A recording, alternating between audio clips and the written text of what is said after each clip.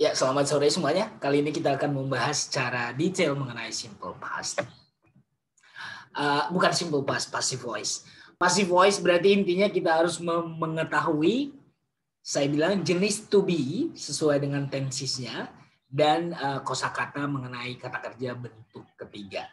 Ingat, kosakata bentuk ketiga kata kerja ini yang sering muncul di saat saya lihat tes-tes bahasa Inggris. Banyak kosakata kata kerja yang tidak beraturan. Contohnya eat, ate, eaten, yang tidak berakhiran ed.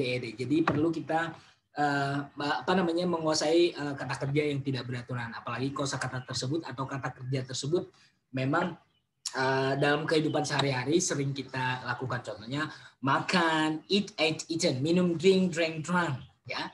Speak, spoke, spoken, berbicara setiap saat kita berbicara. Oke, jadi semua kata kerja bentuk ketiga, khususnya yang irregular verbs. Dan jenis to be sesuai dengan tensisnya. Kalau present, simple present ada is, am, are. Kalau simple past ada was, were. Jadi saya akan share screen dulu, kita bahas secara detail. Oke, baik. Oke, the chair is being made by the carpenter.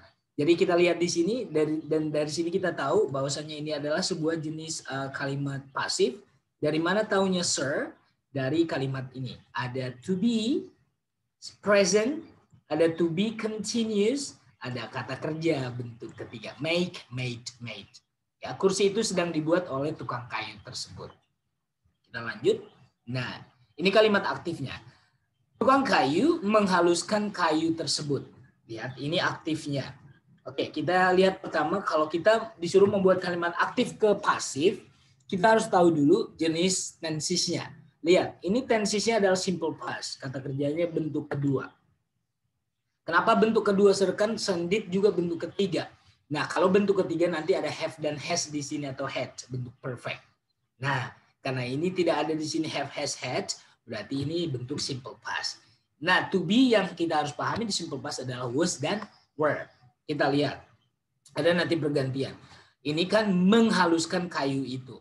Jadi di sini subjeknya tukang kayu, objeknya kayu. Nah, sekarang apa yang dihaluskan? Kayu. Nah, kayu inilah yang nanti di depan kalimat untuk kalimat pasif. Lihat.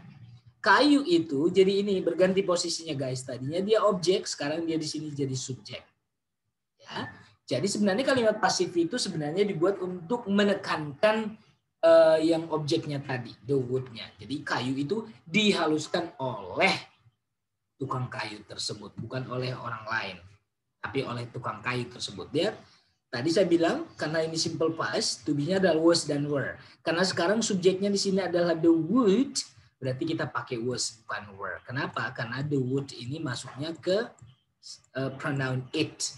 It kan to be-nya was, berarti kayu tersebut dihaluskan. Ingat, kalau ditanya ini jadi bentuk keberapa, sir? Inilah bentuk ketiga. Sedangkan di sini bentuk kedua. Kenapa bentuk ketiga, sir? Karena saya bilang semua kalimat pasif mau tensis apapun pasti dia bentuk ketiga. Oke, berarti itu ciri-cirinya. Oke, meaningnya sama sebenarnya, hanya pergantian penekanannya saja. Lihat, ini kalimat aktifnya Carol sold the house. Ingat, sold adalah bentuk kedua. Kenapa? Meskipun bentuk ketiganya sold, karena di sini nggak ada have, has, dan had. Jadi artinya di sini Carol menjual rumah tersebut. Nah, sekarang untuk membuat kalimat pasifnya, apa yang dijual rumah? Berarti rumah ini yang ditaruh di depan. The house. Kenapa di sini was, sir? Kenapa bukan were? Karena the house ini kan masuknya ke subjek it. Ya. Oke, baik. Iya. Lanjut. Cars are driven by people. Nah, dari sini kita tahu ini pasif atau aktif? Pasif. Kenapa? Di sini ada bentuk ketiga, di sini ada to be. Berarti mobil-mobil dikemudikan oleh orang. Berarti ini artinya dikendarai, ya, disupiri, ya. Berarti ini di. Dari mana tahunya? Ini kan bentuk ketiga. Drive, drove, driven. Oke. Kenapa di sini are, sir? Kenapa bukan is? Ini kan cars. Banyak atau lebih dari satu mobilnya, berarti ini kan masuknya ke they. Setiap benda kalau lebih dari satu itu masuknya ke they, ya. Oke. Bentuk dari kalimat pasif adalah jangan lupa membuat to be-nya ditambah dengan past participle, artinya verb 3-nya.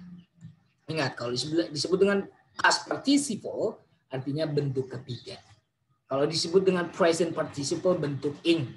Jadi, to be ditambah dengan past participle. To be-nya sesuaikan dengan tensesnya. Lihat, dari sini kita tahu bahwasanya tensesnya ini adalah simple present. Ya, berarti ini kalimat pasif dalam bentuk simple present. Dari mana tahunya ini simple past? Dari to be was, ya. Penghargaan itu diberikan oleh bos tersebut. Buku itu akan ingat, untuk future kita jangan lupa menambahkan will. Jadi nggak boleh book be published.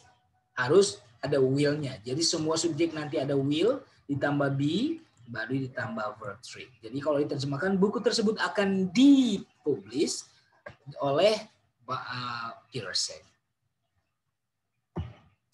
Oke, untuk di simple present, lihat ini. Ini aktifnya people drive cars. Ya, orang-orang mengendarai mobil. Mobilnya banyak. Apa yang dikendarai? Mobil. Jadi mobilnya yang taruh di depan. Cars. Oke, jangan lupa menambahkan to be-nya. Karena to be-nya itulah yang diterjemahkan nanti jadi di. Diapakan? Tergantung kata kerja di sini. Kata kerja di sini bentuk pertamanya drive, bentuk kedua drove, ketiganya driven. Berarti driven lah kita pakai di sini. Berarti mobil dikemudikan oleh orang-orang. The new untuk yang simple past, the new job thrilled them. Ingat, thrill, bentuk kedua dari thrill, menyemangati ya.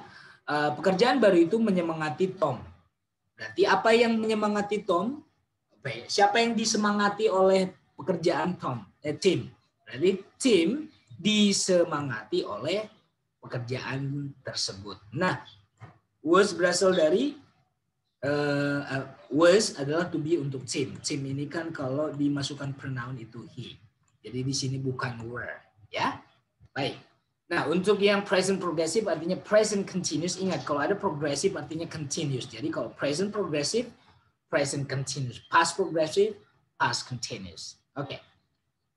Para anak laki-laki itu sedang memakan kue-kue tersebut. Ingat, apa yang sedang dimakan? Kue-kue. Berarti the cookies. Ingat, karena di sini the cookies untuk di present continuous ada to be present is MR ditambah dengan being ditambah dengan verb 3. Jadi ada dua to be. Ada to be present, ada to be progressive. To be progressive nanti semuanya pakai being. Ya, ini yang menandakan dia progressive. Tapi kita harus menambahkan to be present dulu. Jadi present, progressive, pasif. Artinya pasif bentuk ketiga kata kerjanya. Berarti ini diterjemahkan kue-kue tersebut sedang dimakan. Jadi diterjemahkan kalau dibuatkan seperti ini, sedang dimakan oleh anak-anak laki-laki tersebut. Paham ya? Oke. Saya ingatkan lagi, untuk present progressive ada dua to be. To be yang simple presentnya dan to be untuk progressive. To be untuk progressive semuanya pakai being. Yang kita harus tahu fokuskan adalah to be untuk simple presentnya. Karena ada di sini present progressive. Beda dengan simple present. Kalau simple present to be-nya is MR, langsung ditambah kata kerja bentuk ketiga. Sedangkan untuk present progressive, to be-nya is MR, ditambah dengan to be untuk progressive, yaitu being. Sudah paham? Ya, good. Untuk past progressive juga seperti itu. Past berarti simple past. To be-nya was were ditambah dengan being ditambah dengan kata kerja bentuk ketiga. Jadi past artinya ada to be untuk simple past was were dan progressive ada to be being. Berarti sedang di, ya. Oke, Jamal sedang mencuci piring-piring kotor tersebut. Piring-piring kotor tersebut sedang dicuci oleh Jamal. Jadi gitu ya. Baik, kita lanjut. Ini contoh yang kalimat present perfect. Ini yang aktifnya ya. Al has printed the photo. Ini yang saya bilang tadi. Ini Pak bentuk keberapa? Kedua atau ketiga? Karena bentuk pertamanya print, kedua ketiganya kan sama. Ini pasti bentuk ketiga. Kenapa? Karena ada di sini telah. Ingat, kalimat perfect have, has, dan had pasti diikuti oleh kata kerja bentuk ketiga. Al telah mencetak foto tersebut. Apa yang dicetak foto? The photo, fotonya berapa? Satu. Makanya di sini auxiliary-nya has, bukan have. Ya, Karena fotonya satu, ini maksudnya ke it. Makanya di sini bukan have tapi has. Ingat, to be untuk perfect adalah been. Berarti has been printed. Jadi gampang banget sebenarnya, ada have atau has ditambah dengan to be been. Been adalah to be untuk perfect, ya. Kalau future tadi been, be, kalau di perfect ada been ditambah dengan verb 3. Jadi foto tersebut telah dicetak oleh Al. Kita lanjut untuk future. Talia will make the announcement. Talia akan membuat pemberitahuan atau pengumuman. Apa yang dibuat pengumuman? Berarti pengumuman tersebut akan dibuat oleh Talia. Ingat, untuk future ada will ditambah be. Untuk perfect tadi have dan has ditambah been. Sedangkan tadi untuk continuous, kalau present continuous, presentnya is MR, continuousnya being. Kalau past continuous, pastnya was were, continuousnya be. Ya, oke. Nah, sekarang kita praktek. Ya, aktifnya the squirrel gathered the nuts. Ya, kita harus memahami tensesnya dulu biar tahu kita to be-nya. Lihat, khusus untuk simple present dan simple past kita harus fokus ya. Karena untuk tenses yang lain sudah ada auxiliary-nya, shall, will, have, has, had, ya. Oke, lihat. Gathered berarti bentuk kedua. Kenapa bukan bentuk ketiga? Saya bilang tadi kalau bentuk ketiga pasti ada di sini have, has, dan had. Ini nggak ada. Berarti tupai itu mengumpulkan kacang-kacang tersebut. Apa yang dikumpulkan? Kacang-kacang. Berarti nanti ini yang di depan. The nuts, karena di sini adalah simple past, to be-nya adalah was atau were. Sekarang, kalau subjeknya di depan ini the nuts, kita pakai was atau were. Were, karena the nuts kan plural, bentuk jamak. Berarti the nuts were, apa bentuk ketiga dari gathered? Tetap gathered. Berarti the nuts were gathered by squirrel.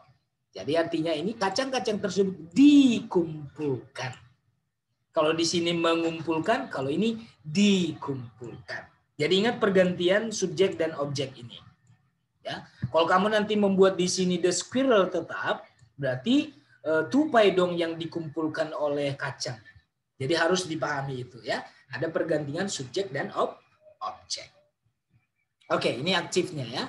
Sekarang kita membuat ini pasifnya. Sekarang kita disuruh membuat aktif. The wall was painted by Matthew. Sekarang ingat, was painted. Ini pasifnya. Dicat. Apa yang dicat? The wall. Berarti sekarang siapa yang mengecat? Matthew. Sekarang Matthew ada di sini. Oke, sekarang ini kata tensesnya apa? Simple past. Dari mana tahunya sir? Ada was. Berarti kalau dia bentuk aktif, berarti bentuk aktif itu subjek ditambah langsung verb to. Berarti Matthew painted the wall. Oke. Ya, jadi di sini Matthew mengecat dinding itu. Kalau di pasifnya dinding itu dicat oleh si Matthew. Nah, ini kalimat aktifnya ya. Para pemilih akan menentukan hasil pemilihan. Ya. Apa yang akan ditentukan hasil pemilihan? Ditentukan oleh siapa? The voters. Berarti ini yang di depan. Hasil-hasil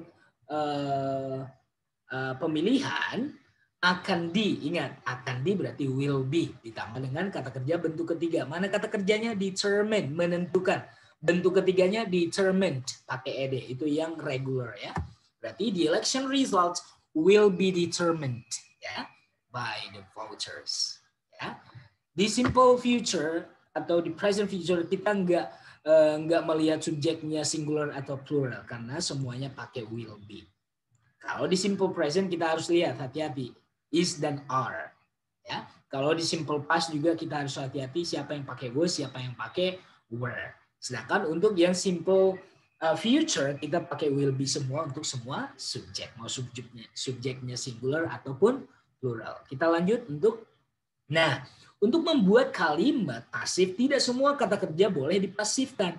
Tetapi kata kerja yang membutuhkan objek lah, yang ada objeknya lah bisa dibuatkan kalimat pasif. Kalimat yang membutuhkan objek disebut dengan intransitive. Transitive. Yang tidak membutuhkan objek berarti ini tidak boleh dijadikan objek. Contohnya gini, Erika bersin. Dibersihkan, nggak boleh ini dibersihkan karena nggak ada objeknya. Ya, oke, lihat. Ini yang disebut dengan transitif, artinya kata kerja ini pasti harus membutuhkan objek. Ya. Janet menghasilkan apa? Menghasilkan promosi atau mendapatkan promosi. Jadi Janet mendapatkan apa? Berarti kata mendapatkan atau menghasilkan disebut dengan transitive verbs, artinya kata kerja ini harus membutuhkan objek. Nah, kalau ini bisa dijadikan pasif, boleh. Jadi nanti the promotion, karena ini simple past, berarti the promotion was earned by Janet. Ya, lihat. They saw the accident. Ada? Iya, ada. Jadi melihat harus ada objeknya. Contoh yang intransitif artinya kata kerja ini tidak membutuhkan objek, tidak perlu. Contohnya, sebuah masalah terjadi. Diterjadikan, nggak ada. Berarti ini nggak boleh dijadikan pasif. Mereka datang terlambat, didatangkan, nggak boleh. Jadi jangan lupa ya, late ini bukan objek, ini hanya kata sifat. Ya, kata sifat yang artinya sifatnya kedatangan ini ya terlambat deh, kata keterangan maksudnya ya. Jadi tidak boleh didatangkan, ditibangkan, diterjadikan, nggak ada. Jadi ini pasti intransitif, artinya tidak membutuhkan objek dan tidak bisa dimasukkan ke dalam kalimat pasif. Oke, baik. Nah, ini yang transitive verbs artinya membutuhkan objek. Janet earned the promotion. The promotion was earned by Janet. Jadi boleh dimasukkan kalimat pasif. Lihat ini. Birds fly, burung-burung terbang, diterbangkan. Nggak ada, karena di sini tidak ada objek. Karena terbang itu kata kerja yang tidak membutuhkan objek. Berarti tidak mungkin dibuat kalimat pasif. Ya. Oke, jadi ingat, kalimat yang membutuhkan objek disebut dengan transitive. Trans, ya, harus membutuhkan objek. Sedangkan in artinya tidak membutuhkan objek. Kita ulang, kita lanjut. Kita praktek ya di sini. Kita hanya disuruh transitive atau intransitive. It rained yesterday. Hujan kemarin. Gampang saja coba, hujan, dihujankan, nggak boleh. Berarti ini intransitive. Ya, tidak membutuhkan objek. Eva won a medal. Eva memenangkan sebuah medali. Apa yang dimenangkan? Ya, dimenangkan juga pasti sudah bisa terdengar bagus ya, dimenangkan. Berarti transitive. Ada objeknya di sini. Berarti a medal was won by Eva. Jadi boleh dimasukkan kalimat pasif. Oke, transitive atau intransitive. Tim Berners-Lee invented the World Wide Web. Tim Berners-Lee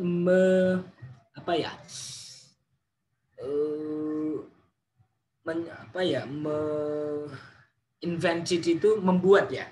Oke. Tim Berners menciptakan World Wide Web. Nah, apa ini transitive? Ada objeknya, ya. Menciptakan, diciptakan, berarti menciptakan apa? Ini objeknya, berarti transitive. Oke.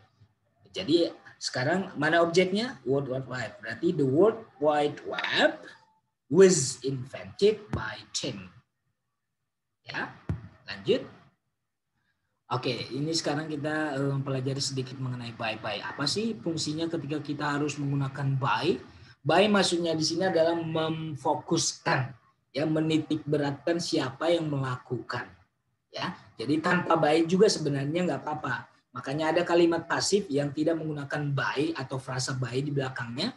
Jadi tidak perlu dipermasalahkan by-nya sebenarnya. Yang perlu tadi to be ditambah dengan verb 3, itu saja untuk kalimat pasif. Ketika ada penambahan kata by, artinya kita menekankan siapa yang melakukan pekerjaan tersebut. Dilakukan oleh siapa, gitu ya. Jadi ini saja penekanan by. Jadi tidak semua kalimat pasif nanti ada by-nya. Jadi ini sebenarnya menekankan gini, meja tersebut dibuat oleh Manuel. Jadi artinya menekankan meja ini dibuat oleh Manuel. Jadi kita menekankan si pembuatnya. Jadi seperti itu. Itulah fungsi by. Ya, kita ya. Oke. Ya, di sini kan tidak ada by karena tidak perlu ditekankan karena ini hanya kalimat yang memang tidak ada perlu penekanan siapa yang membuat. Lihat ini ya. Meja itu dibuat di Taiwan. Tidak ditekankan siapa yang membuat. Ya. Jagung dimakan di beberapa tempat. Apartemen itu dibangun di tahun 2007. Bahasa Spanyol diucapkan di beberapa negara. Ya. Jadi ini tidak usah pakai bye-bye. Jadi nggak usah kita bingung-bingung kenapa ini tidak pakai by, diajari di sekolah harus semua pakai by, enggak ya. Oke, by itu hanya menekankan siapa yang melakukan pekerjaan tersebut. Oke, kita lanjut ya. Nah, sekarang kita praktek. Ini kalimat aktifnya. Sekarang saya tekankan lagi, lihat dulu tensesnya, apalagi tensesnya itu nanti yang simple present dan simple past biar tahu to be-nya apa? Is, am, are, was, were. Lihat. Shakespeare wrote Hamlet. Gini caranya. Wrote berarti bentuk kedua. Wrote, write, wrote, written. Berarti ini simple past. Simple past to be-nya apa? Was dan were. Sekarang lihat. Shakespeare menulis Hamlet. Nah sekarang apa yang ditulis? Hamlet. Berarti Hamlet yang di depan. Hamlet D. D-nya itu pakai was atau were? Was karena Hamlet itu satu. It. Ya. Bukunya itu satu. Berarti Hamlet was written by Shakespeare. Dari mana written? Bentuk ketiga dari wrote. Saya bilang tadi semua kalimat pasif ditambah to be harus ditambah dengan kata kerja bentuk ketiga. Baik. Many students use computers. Tenses apa ini? Simple present. Bentuk pertama. Ya. Oke. Sekarang untuk bentuk simple present to be-nya apa? Is, am, are. M langsung buang karena di sini nggak ada I. Berarti apa subjeknya? Computers. Berarti komputer-komputer itu pakai are, berarti kan karena computers kan lebih dari satu, berarti they, berarti are used. Ingat, dipakai oleh beberapa siswa. Lihat, kita jangan lihat students-nya untuk penggunaan are, tapi computers-nya. Ya, baik. Lihat, kalimatnya ini tensesnya apa? Simple past, menggunakan bentuk kedua. Ya, bentuk kedua. Teach, taught, taught. Pasifnya, ingat, untuk pasif berarti to be-nya was, were. Sekarang siapa yang diajari? Saya, berarti saya yang di depan. I, to be-nya untuk simple past, untuk I was taught. I was taught to knit by Tina. Saya diajari Tina untuk merajut. Nah, sekarang untuk modals. Modals gampang banget, nanti hanya ditambahkan modals, ditambah be, ditambah verb 3. Ya, seperti itu ya. Lynn will email you. Ada auxiliary modal di sini akan ya. Nah, lihat di sini. Aktifnya will ditambah send. Verb 3, verb 1 ya. Akan me. Kalau di sini akan di. Jadi di sini verb 3. Jadi ingat untuk modal semuanya nanti ditambah be ditambah verb 3 ya. Semua modal shall, should, will, would, must ya. Semuanya ditambah be tambah verb 3. Okay. Lina can send it. Lina bisa dapat mengirimkannya. Apa yang dikirimkan? It. Berarti it can be sent. Okay. Lin must send it. It must be sent. Jadi semua auxiliary ditambah be ditambah verb 3. Jadi sudah tahu ya jenis-jenis modal ya. Shall, should, might, may, might, can, could, semuanya ditambah be, ditambah verb 3. Seperti itu. Tapi jangan lupa mengubah subjek dan predikatnya. Lin akan mengirimkan itu. Apa yang dikirimkan itu berarti it-nya yang di depan. Itu akan dikirimkan. Jadi jangan lupa mengubah subjek dan objeknya ketika kita membuat kalimat pasif ataupun aktif. Ya, kita lanjut. Ya, kita praktek sekarang untuk yang modals. Someone must mow the grass today. Di sini kita lihat ada must. Berarti nanti must be mowed. Tapi lihat, ini yang harus di depan. Apa yang akan dipangkas? Rumput. Berarti rumput itu akan harus berarti must be mowed. Mow-nya ganti menjadi verb 3. Must be mowed by someone. Ya, tidak usah pakai by someone juga nggak apa-apa. Saya bilang tadi by-nya itu tidak ada juga tidak apa-apa. Karena kita tidak memfokuskan untuk siapa pelakunya. You should not feed candy to babies. Ingat, should Dan di sini should not, berarti nanti should not be fed. Feed, bentuk ketiganya adalah fed, ya, memberi makan. Oke, berarti babies, lihat, babiesnya jadi di depan. Anak-anak seharusnya tidak diberi makan, berarti should not be fed. Ingat? Iya, should not be fed.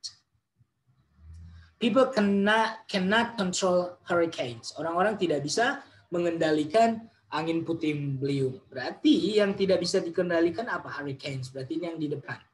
Hurricanes cannot be controlled. Cannot ditambah be ditambah bentuk ketiga dari control. Cannot be controlled. Ya, ingat. Jadi ini yang harus kamu pahami. Ini di sini, ini di sini. Kalau ada by-nya, by people. Tapi saya bilang by-nya itu tidak perlu kita perhatikan atau kita fokuskan. Lina is pleased with her life. Lina disenangkan oleh kehidupannya atau dibahagiakan oleh kehidupannya. Nah, use participle as an adjective. Oke, sampai sini penjelasan saya mengenai modal apa tadi kalimat pasif dan aktif. Ingat, untuk membuat kalimat pasif, yang pertama kita harus tahu adalah tensesnya. Kalau kita mengubah aktif ke pasif, ya, tensesnya. Yang kedua, to be-nya untuk setiap tenses dan juga kosakata atau vocabulary bentuk verb straight. Saya Gunawan Tamusaribu, saya undur diri. Mudah-mudahan penjelasan saya membuat kalian lebih memahami menggunakan atau mengerjakan soal-soal pasif dan aktif. Goodbye, thank you so much.